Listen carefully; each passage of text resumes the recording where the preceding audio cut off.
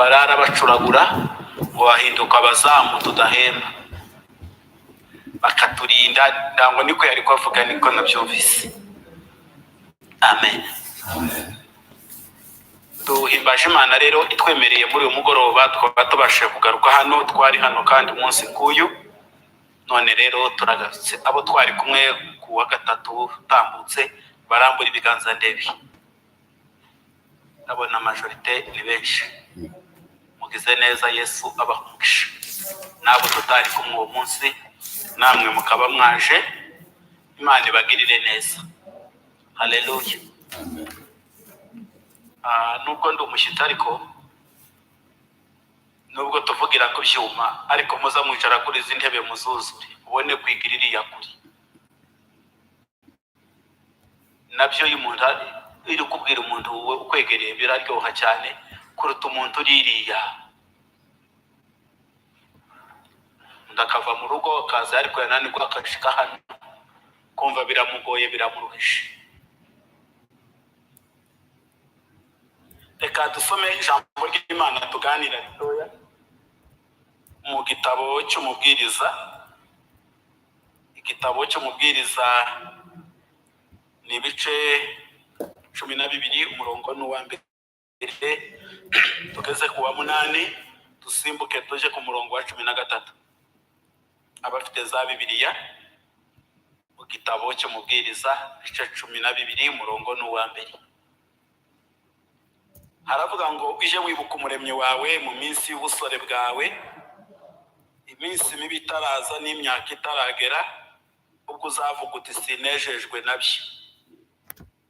Izuba n'umucyo n'ukwezi n'inyenyeri bitarijimishwa n'ibicu bitaragaruka imvura ihise, n'igihe abarinzi b'inzu bazahinda umushyitsi kandi intwari zikunama, n'abasiki bakarorera kuko babaye bake, n'abarungurukira mu madirishya bagahuma, kandi imiryango yerekeye ku nzu igakingwa, n'ijwi ry'ingasire rigaceceka, kandi umuntu akabyutswa n'ubunyoni, n'abakobwa baririmba bose bagacishwa bugufi. Nukuri bazatinya ibiri hejuru, bafatirwe n'ubwoba mu nzira, kandi igiti cy'umuruzi kizarabya, n'igihore kizaba kiremereye, kandi kwifuza kuzabura, kuko umuntu abaje iwabo hiteka.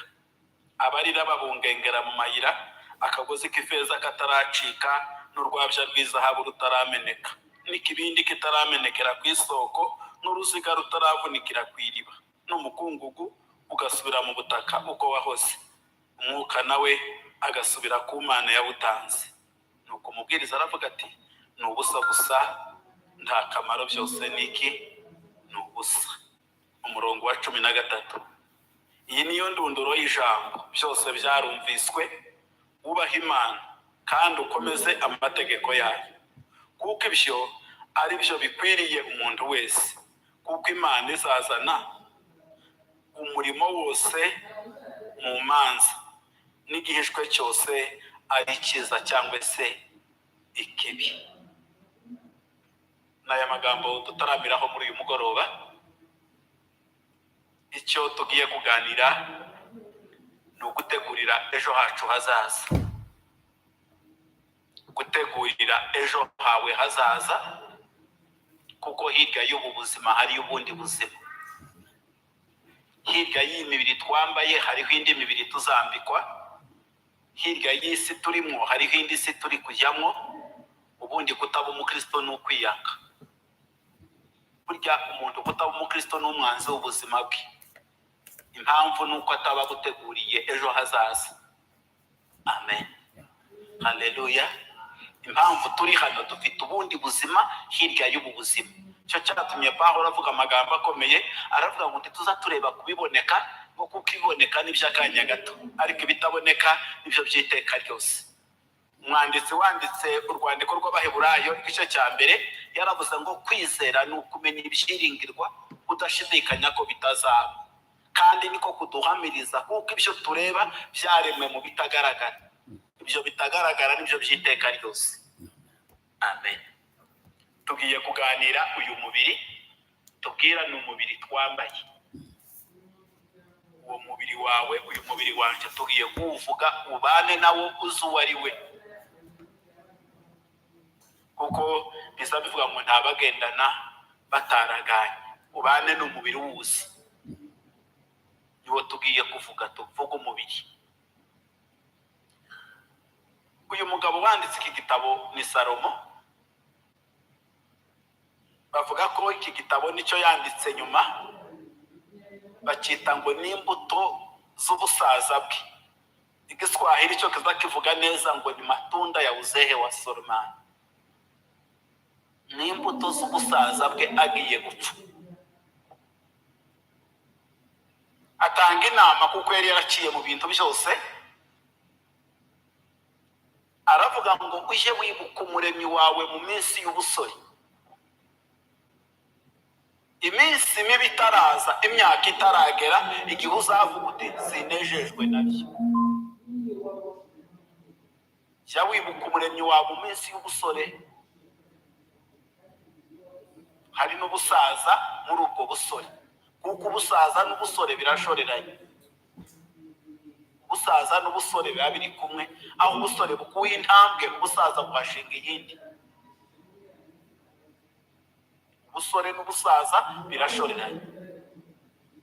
Iki gitabo kiza kivuga ibinyuranye n'ubushake bw'abantu, kiza kivuga amagambo akomeye cyane ku bushake bw'abanyamubiri.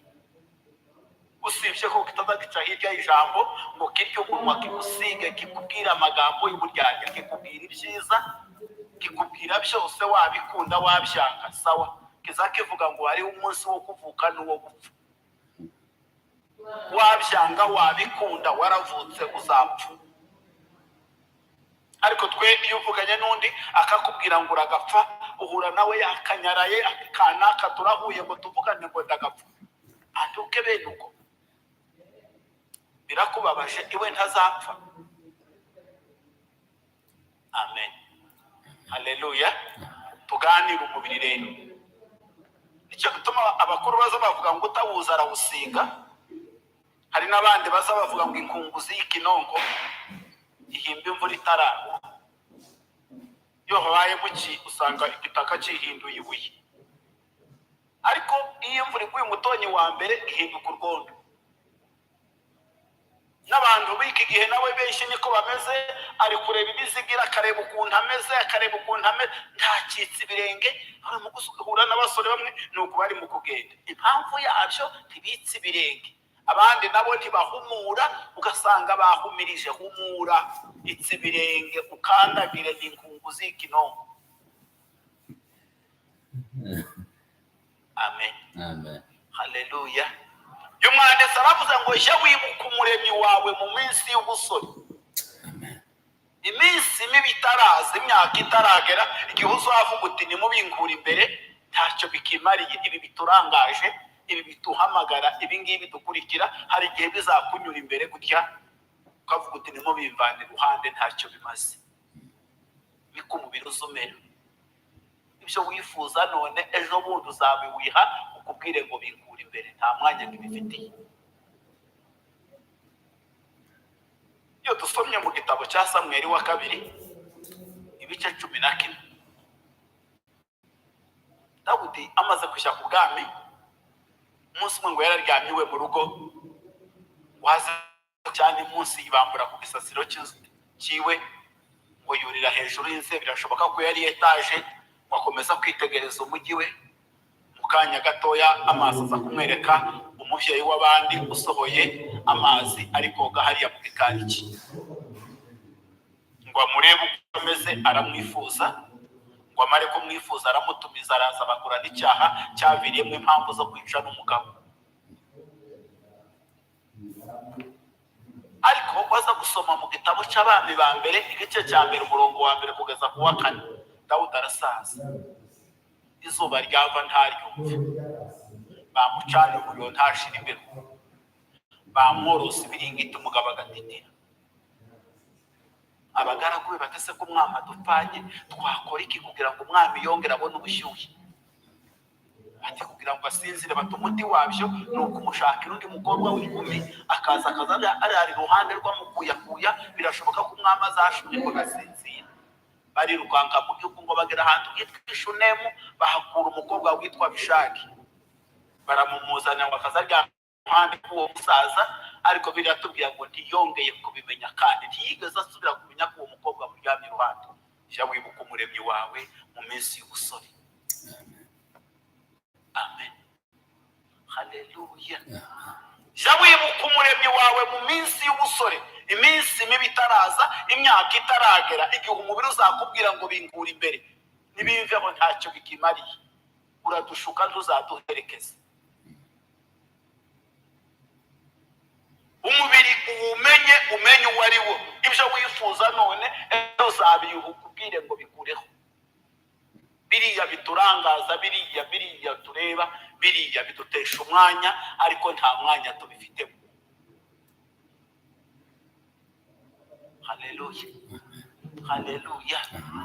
Aravuga ngo nibimara kugera icyo gihe, abarinzi b'inzu bazahinda umushyitsi, intwari zuname, abarungurukira mu madirishya bahume, inzira zerekeye ku nzu zikingwe, ijwi ry'ingasire riceceke, abasyi barorere gusya kuko babaye bake. Reka nkubwire ko abarinzi b'inzu ni amaboko y'umuntu. Mu nshuti z'umuntu zibaho ntakikurutira amaboko yawe. Amaboko y'umuntu ni inshuti y'umuntu kuruta so na nyoko.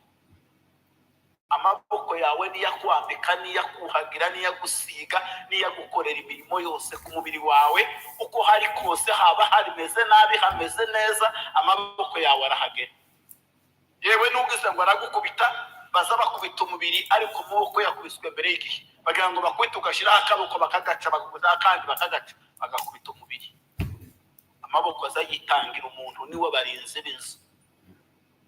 Ariko hari igihe kiza kigera agatengurwa, agahinda umushyitsi, habe na burosada ntabashe kuyifata ngo akoze amenyo, habe n'iveri y'amazi ukayihabwa n'ubundi.